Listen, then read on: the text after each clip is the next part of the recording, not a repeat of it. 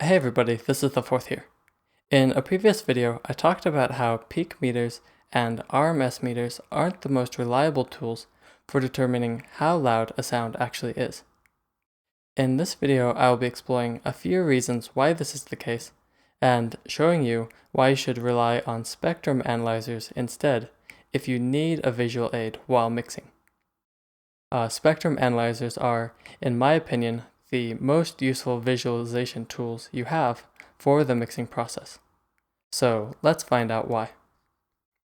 Now I'm going to take you through a few different scenarios where either peak or RMS or both will not really be a good indication of the actual loudness of a sound.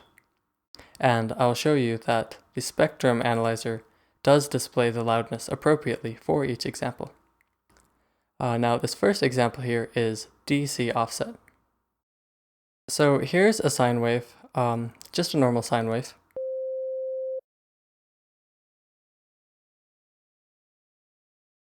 And you can see that it's peaking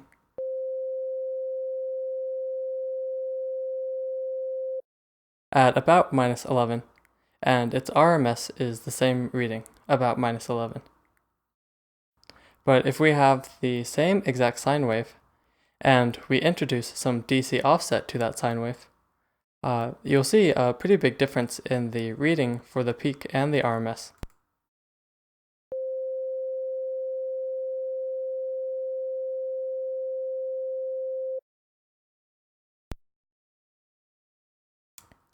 If you were watching the RMS, it actually topped out at 0.1, and the peak was, all the way at the top.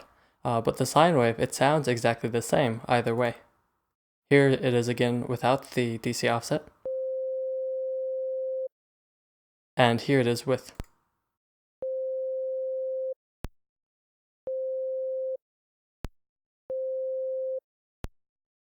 It has the same exact loudness.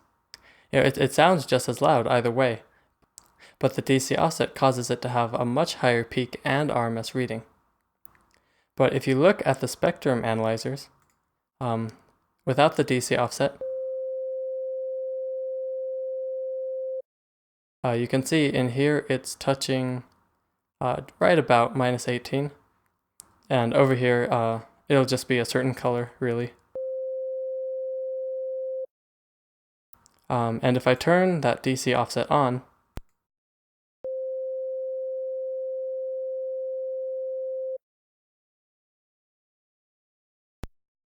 you'll see that it's still peaking at -18. And it also has the same coloration over in this spectrum here.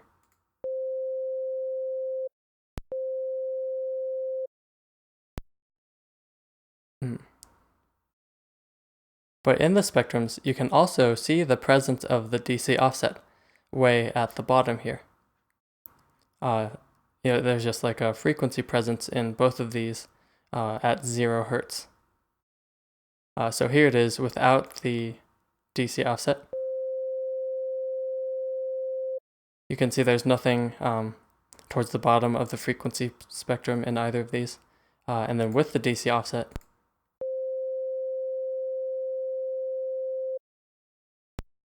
you could see that there is a very big presence. And essentially that presence is what's causing the peak and RMS to read. And if you were to filter that out, it would read differently. But it is an example where RMS and peak are not quite the best for determining the actual loudness. So let's look at a couple other options.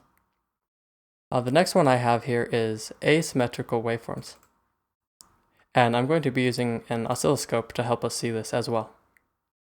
So I apologize for how busy the screen is, but there's quite a bit of information to show you guys. So sometimes waveforms can be asymmetrical. Like you saw this sine wave. If you look in the oscilloscope, you'll see that it peaks in the positive amplitude values and it peaks in the negative amplitude values pretty much evenly. The same amount of the waveform is positive as it is negative. But that's not always the case. Sometimes you have waveforms that are much more positive or much more negative. And it's actually not very uncommon for that to happen. So this is just one example, but there are plenty of other examples that you could find while actually producing music. You can see that the negative peak is only about here. And the positive peak is way up here. So this waveform is very asymmetrical. And if you listen to this waveform, and you listen to this symmetrical version of that waveform, they should sound, the same loudness.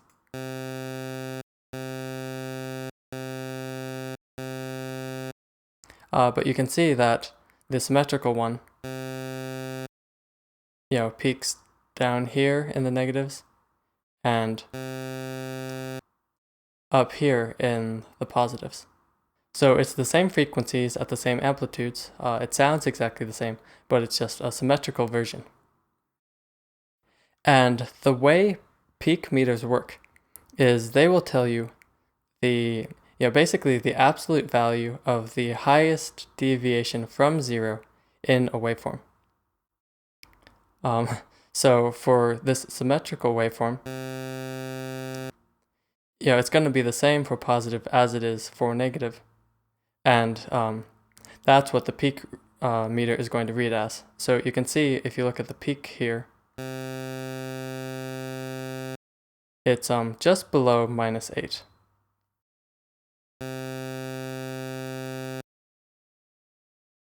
So it's between -8 and -9. But for the asymmetrical waveform, it will read the peak as being a lot higher, because it's higher in the positives, even though it doesn't peak as high in the negatives.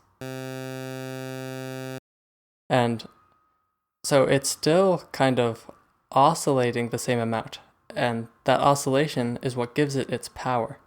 So it still has the same amount of power, as you can hear.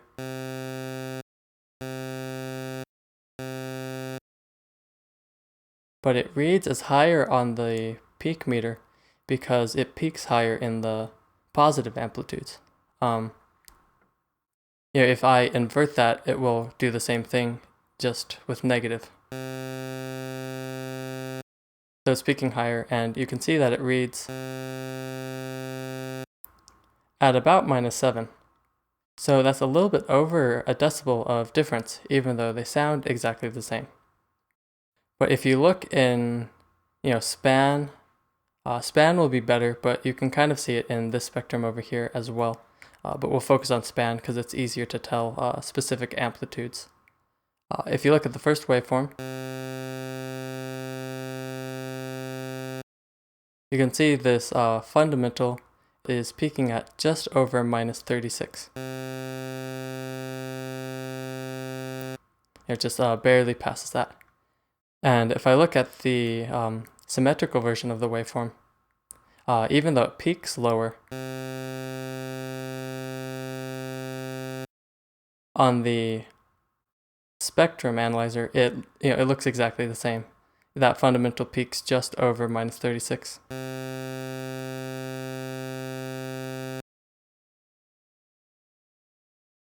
So, you can see that the peak isn't really providing you with very valuable information in terms of the loudness of that sound, but the spectrum analyzer is. And RMS in this case actually is as well. You can see when I play this one, it has an RMS of -14.5, and when I play the symmetrical version of it,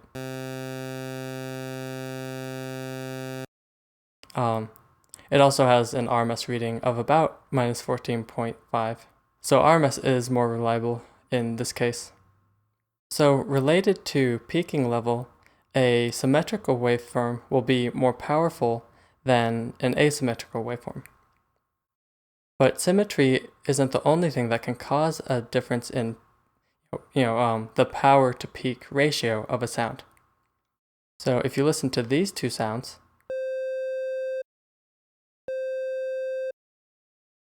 they should sound, very much exactly the same.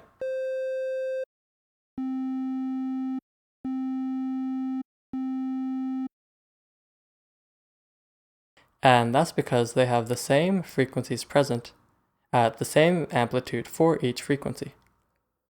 But if you look at the oscilloscope, you will see that the wave shapes for each waveform are a little bit different. You can see that this one is a triangle wave, and it oscillates from about this line, just below this line, to just above this line. So it is a symmetrical waveform, and it is a triangle. And if you look at the other one, you can see it oscillates between a smaller range of amplitudes. And instead of being a triangle waveform, it's kind of like, a slightly flattened out sine wave, or a fattened up sine wave. Here's a normal sine wave for comparison.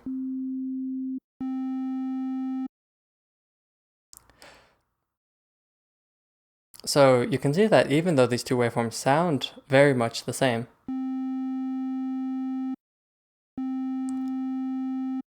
the wave shapes are different, and they oscillate between different amplitude values. So this triangle one ends up peaking higher than this other one. And you can see this when you look at the peak meter here. You can see the triangle is peaking at right about -8, and the other one is only peaking at right about -11. So that's practically 3 decibels of difference in the peaking reading. So the peak is very unreliable here, that peak reading. But if you look in the spectrums, again, I'm going to focus on span. You will see that the original one, the fundamentals peaking about halfway between -24 and -18. So that's at about -21.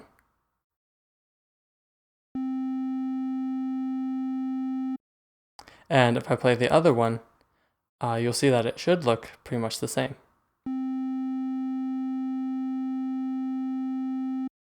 Yeah, you can see that it's also, that fundamental is right between -24 and -18, about -21.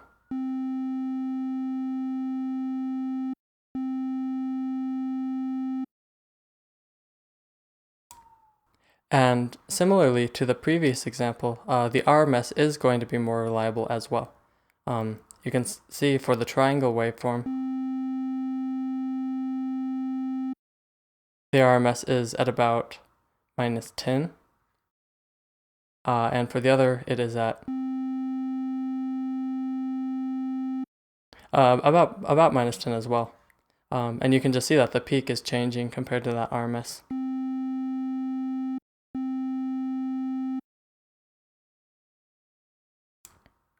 So you can see, the peak isn't super reliable, the RMS is more reliable, and the spectrum is very, very reliable. So these are just a few different scenarios that portray why peak meters are unreliable for determining actual loudness. But for the most part, RMS has been a bit more reliable. However, the big problem about RMS is that it doesn't take frequency sensitivity into consideration. A sine wave will have the same peak and RMS readings regardless of its frequency, but we will be more sensitive to certain frequency ranges than others, and those frequency ranges we're more sensitive to will sound louder than others. And you can hear this as I sweep this sine wave from a lower frequency to a higher frequency.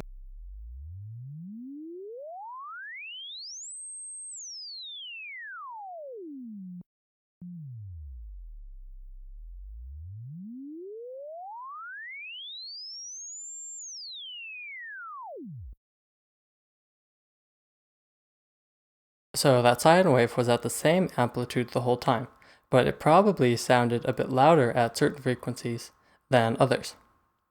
And that's just because, as humans, we're more sensitive to those frequencies. In addition to this, most sounds have multiple frequency bands present that make up different characters of the whole sound. For example, certain snare drums have a presence in the lower frequencies that make up the punch. So these are the lower frequencies of that snare drum, and the punch. And snare drums also can have a presence in the mid-range that produces a snappy sound. Just isolating the mid-range frequencies. And they will have a presence in the higher frequencies that produce some sizzle kind of sound at the top there.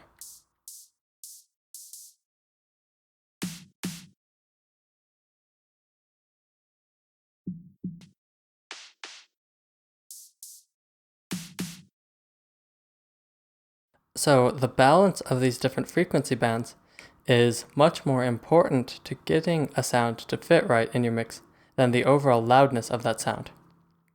And obviously the overall loudness is important, but if you have the loudness of each frequency band independently, that's just going to be more specific, and it's going to help you with the mix a bit more. And this is possibly the biggest reason why peak and RMS meters shouldn't be relied on too much for setting the levels of your sounds, and why spectrum analyzers should be used instead if you need a visual aid for mixing. So I'm going to play the snare with a few different EQs put on it, and really the RMS and peak meters aren't going to tell you anything at all about the levels of the different frequencies within that snare sound.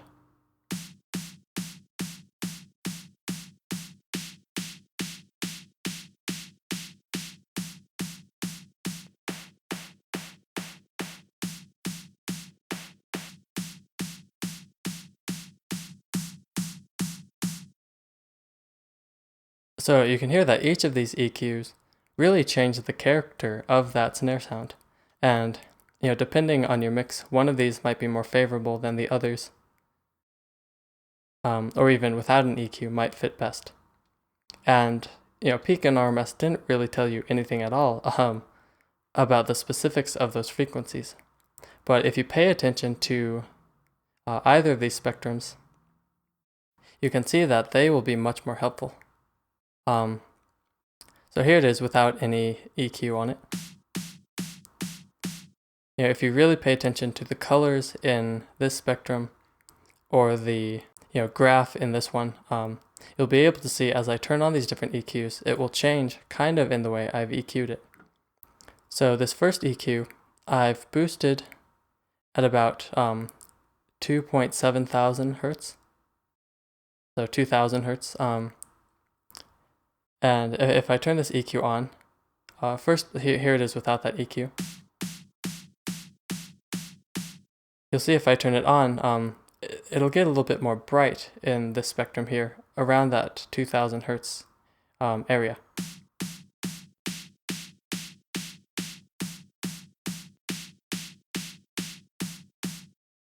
And you should be able to see this in this spectrum as well.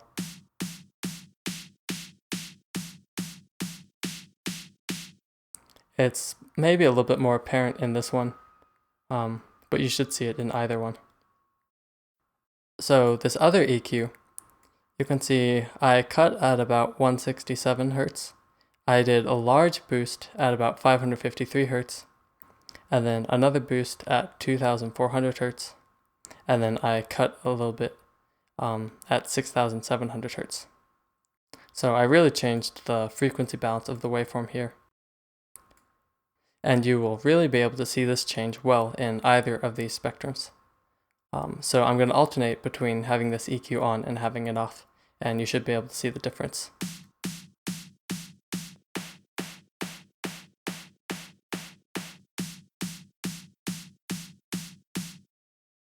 So you can see that I cut right where the punch is. If you watch this, you'll see that the punch will be lowered when I turn that EQ on.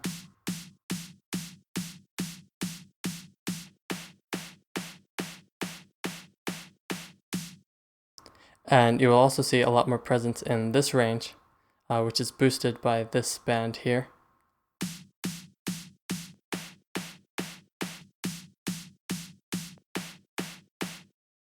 And you can see these high frequencies get a little bit lower, which is caused by this, if I turn that on as well.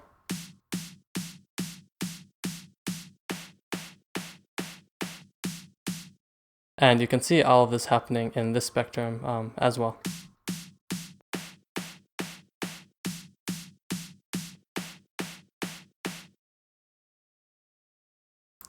And then the last EQ, I did a pretty big boost to that punch frequency area, and then I did a boost to the high end as well, along with one at 1000 Hertz.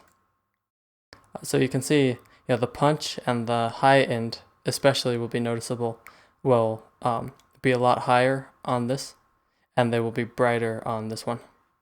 So I'll toggle this on and off and let you see that.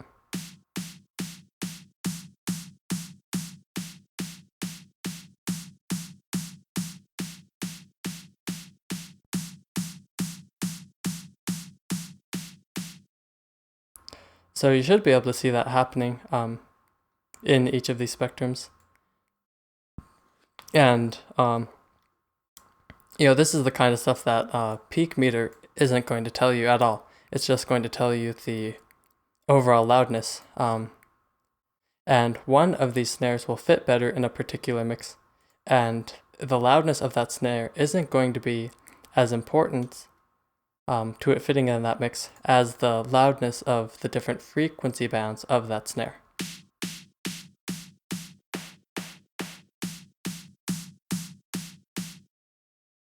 So, these are just so much more useful for mixing than peak and RMS.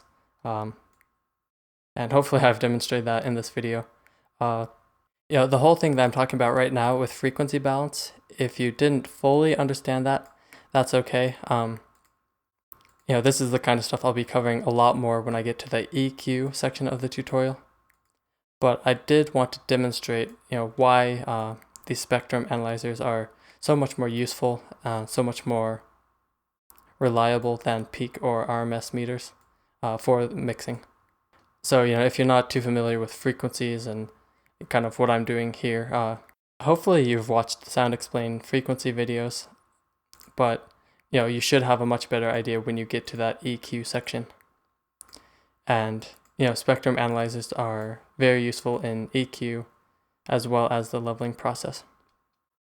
So hopefully that was helpful. Hopefully it wasn't too confusing or anything. Hopefully you kind of got the basic understanding of why I like spectrum analyzers so much compared to peak and RMS meters while mixing. And in the next video, I will be talking a little bit more about how you can use these while mixing to get good results.